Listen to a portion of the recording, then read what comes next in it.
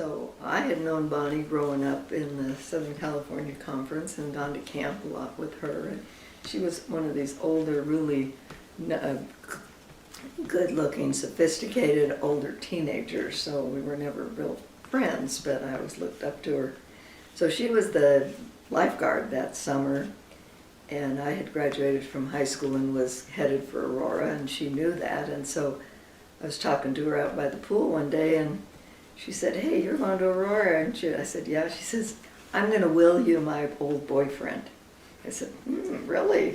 And then she showed me his picture, and I said, "Wow, that sounds like a good idea." So then I went to college. I didn't look like this. So I asked her if she wanted to go to a movie on Saturday night, and she said, "Yeah, I'd love to do that." And I said, "Well, what would you like to see?" And she said, "I'd like to see Psycho." And I go, "Psycho?" I said, "Well, the only place I know that's playing is at the theater." The drive-in. I mean, at the, yeah, at the drive-in. And she says, "Well, so what?" And I go, "Oh, maybe this is one of those wild Hollywood girls." Yeah. And so anyway, that's how she was asked out. And so then, and here I'm thinking, how could I have even told him that Bonnie had willed him to me? Because I'm a barely 18-year-old freshman, and he's a fifth-year senior, but somehow God gave me the courage, because again, I think this is probably the way it was supposed to be. So I was so excited that he'd asked me out. I ran up 2 flights of stairs to my roommate, and so I said, "Mina, I got a date with Dick Beggs." She said, "Oh." She'd gone to Camp Swanee, where he'd gone to Camp Swanee, and his reputation at Camp Swanee was Loverboy Beggs. So that was just a nickname. So Mina's thinking, So she said, I bet he's going to kiss you. And I said, "No, he won't." "Yeah, I know Dick Beggs. He's going to kiss you." "Nah." She said, "I'll bet you 50 cents. I said, "I'll take the bet." Also, you didn't put in there that you don't kiss on the first I date. didn't tell her that. That's why. You didn't? No, Oh. that's why I was sure I would win the Oh, bet. that's why you were going to make all that money That's off of it. right. So anyway. So anyway, we went out, and yeah. we had a good time. We went to the drive-in, and she, it's a scary movie, and so pretty soon she's sitting by me, and I had my arm around her, and we're watching the movie, and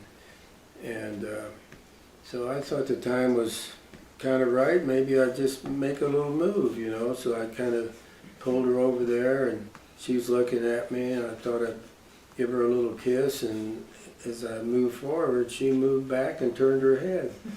And I thought, okay, the time's not right. So I've had a little experience with this. So then I probably did another time, but you never want 3 strikes and you're out. So I figured, okay, it's fine. I wasn't trying to do anything other than be friendly. So we had a good time, and then we got something to eat afterwards, and I took her back to the prison dorm. In those days, girls had to check in and out, and they had to be home, I think on weekends before 11 o'clock, so they had to check in. If they didn't, they would have to stay on campus. So anyway, when we got to the front door, it's just kind of a tradition, and so once more I leaned in for a kiss, but she turned her head away, but she said, "I had a wonderful time," big smile on her face, and so I left. I wasn't disappointed. I thought that, it just wasn't time. After all, she's 4 years younger. Blades comes up to me and he says, "Hey, Dick, how was that date?" And I went, "Wow, we had a really good time." He says, "I bet you didn't get a kiss." And I'm like, "Well, what do you mean I didn't get a kiss?" So he says, "Well, Mina bet Nancy 50 cents that you would kiss her. And Nancy bet that she wouldn't." And I go, "Oh, so it's not that my charm wasn't really working. It was her dad, I found out later, was a banker. It's the value of 50 cents.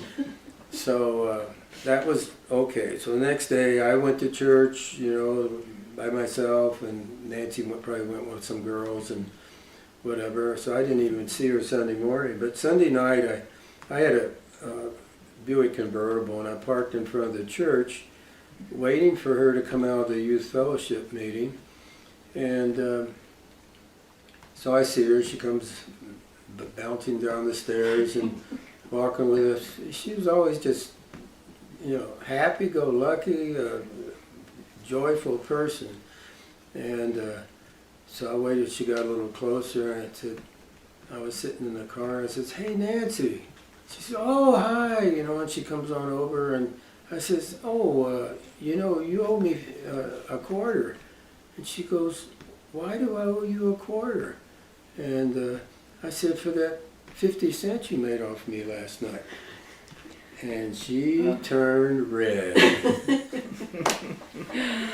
That was very embarrassing for him to find out about that and then tell me about it. So we went into church, and I know that we sat there together, but I'm sure my face was still red after the second hymn we sang. So. But we sat there in church, and I'd always like to say, and we've been sitting in church together ever since. But anyway, afterwards, we did go out and get something to eat, and I took her to the dorm, and I always end this story with, she didn't kiss on the first date, but boy, can she kiss on the second date.